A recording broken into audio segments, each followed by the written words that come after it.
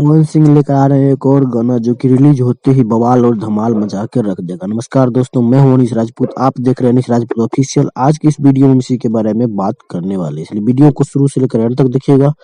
अगर हमारे चैनल पर नए हैं तो चैनल को सब्सक्राइब कर लीजिएगा, क्योंकि भोजपुरी की ताजा खबरें सबसे पहले हमारे चैनल पर मिलते हैं। तो मैं आप सभी को बता दूं कि पवन सिंह ने कल पटना में एक बहुत ही सुंदर और ब्लास्ट गाने को शूटिंग किया है।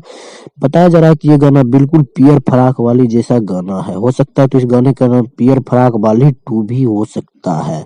चलिए अब इस गाने के बारे में बात कर ले। तो इस गाने को लिखे हैं अरुण बिहारी ने और इस गाने में म्यूजिक दिए हैं छोटू रावत ने, और इस गाने को गाए भोजपुरी के पावर स्टार पवन सिंह और अनुपमा यादव। अब इस गाने के वीडियो के बारे में बता दे तो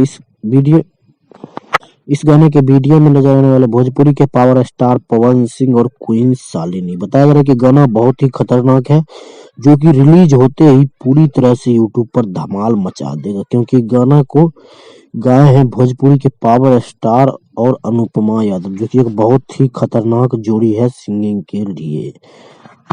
और मैं आप सभी को बता दूं कि इस गाने को रिलीज किया जाएगा गणनायक फिल्म के यूट्यूब चैनल से।